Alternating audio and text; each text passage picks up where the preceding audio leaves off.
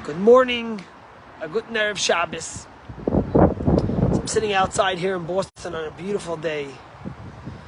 We again heard terrible news, devastating news from the Holy Land of Israel, from the holy city of Jerusalem. Just 2 weeks ago, on Friday, as Jews were leaving Shul, a gunman gunned down 7 Jews and injured many more. And today, as Jews were getting ready for Shabbos in the holy city of Yerushalayim, and they were standing at a bus stop in Ramot, a terrorist drove with his car and rammed in to a bunch of people, killing a 6-year-old boy, injuring his little brother, killing a 20-year-old man who had just got married only 6 months earlier, and injuring many more.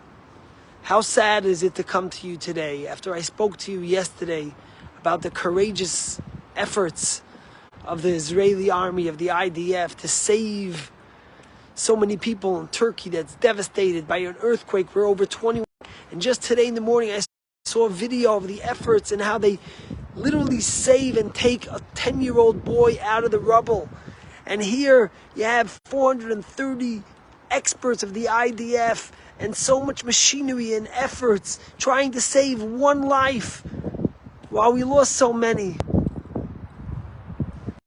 Yet at the same time, we have senseless murder, senseless killing of innocent young Jewish people just for the mere fact that they are Jewish, that they love Jerusalem, that they love the holy city and land that God has given to the Jewish people over 3,000 years ago. This week, tomorrow in Shul, we'll be reading the 10 Commandments. And we all get up and we stand and we face the Torah as we read the 10 Commandments, as we relive those laws that we have lived by for thousands of years, that God has given the Jewish people, the gift that God has given to the world. And we know that there's 2 tablets. The first 5 are between God and man, and the second 5 are between man and man. And the rabbis tell us the reason why there's 2 tablets, one simultaneously next to the other, and one represents 5 between God and man, and 1 between man and man, is because sometimes there are people that think that you can live with one of those tablets without the other. There are people that think that you could be God-fearing, that you could have faith, that you could be a religious person, that you could kill, you could gun down, you could murder, you could take senseless life. And that's why the Torah tells us you have the tablet next to it of man to man, because there is no way to be religious, there is no way to be observant, there is no way to believe in God if you don't treat your fellow human being with the dignity they deserve, if you kill, if you murder. The first of the second tablet is lo tirtzach, you may not murder. But then there are also some of those people who might say, I believe in man and man, but I don't believe to God. And the Torah tells us that the second tablet without the first is also not okay. We see what happened in German society when they had no faith in God, yet they felt they were so moral, there was nothing above them. And then they went and they killed 6 million Jews. There are 2 tablets, and they're side by side. One between man and one between man and God. Because someone who believes in God needs to respect man and woman that were created in the image of God. And someone who believes in humanity needs to have faith in God. And that's why the first 2 commandments, the first one is, I am God, your God. The second one is, don't have another God. But if you cross over to the second tablet, the second one actually is, do not murder.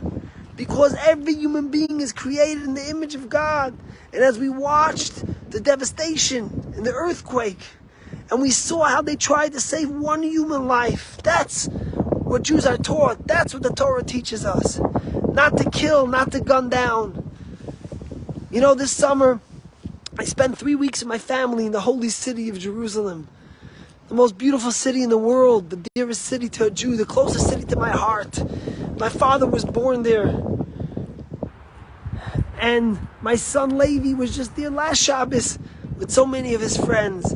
How could it be that a Jew can't feel comfortable to walk in the streets of the holiest city of Jerusalem, the capital of the Jewish world? But I want to say something else too. In this week's Torah portion, when the Jewish people come to Mount Sinai to receive the Torah Torah tells us there, Vayichan Sham Yisrael neged Ahar, that the Jewish people rested there near the Mount Sinai to receive the Torah. And the Torah says it in the singular, not in the plural. Vayichan Sham Yisrael neged Ahar. And the rabbis say, why the singular? And the rabbis ask, because at that moment when God was ready to give the Torah, after the Jews had witnessed the miracles, the splitting of the sea and the exodus of Egypt, and they were at Sinai, at the cusp of the greatest moment, they were all like one person, in unity, in unison, to receive the Torah, one soul combined together by many bodies. And that's why we merited to give the Torah. And no one doubts that there were Jews of different likes and different thoughts, because no two people have the same thought and the same mind and the same look. But what the Torah is telling us is that they were able to see beyond that and see the soul in every single one of them and unite together. And that's why they merited to receive the Torah. And that's what we need now more than ever in the Holy Land in Israel. You know, I never speak about these things, but I saw this week there were party members from the Shas party that tried to ban people from going to the Kotel in certain ways.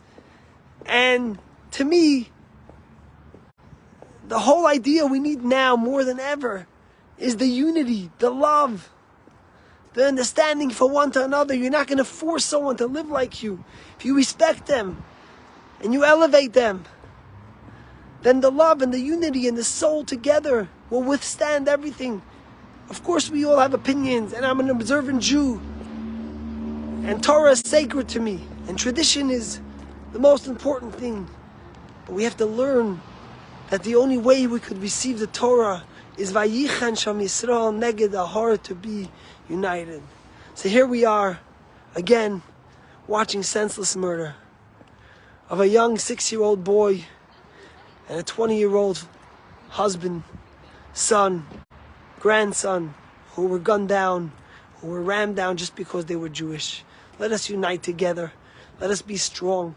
Let Israel show Am Yisrael Chai that we are one people, and no matter our opinions, no matter our differences, we stand united to cherish the Holy Land that God gave us, and we speak with one voice that we will never give it up, that Jerusalem will stay united, that the Jewish people will stay united, that the land of Israel will stay united. And just as we learned in the Exodus in Egypt, that the more they try to hurt us, the stronger we will grow. All the anti-Semitism, all the hate, all the animosity, will only lead us to be stronger, more united, more proud of who we are. Am Yisrael Chai. May God send healing to those who were injured. May God comfort the families of those whose lives were taken away so senselessly. And may He bring the time in the Messianic era when Umacha Hashem Dima, when God will wipe away the tears of all, and bring a time when there will be no death and no senseless hate and hurt. Shabbat Shalom.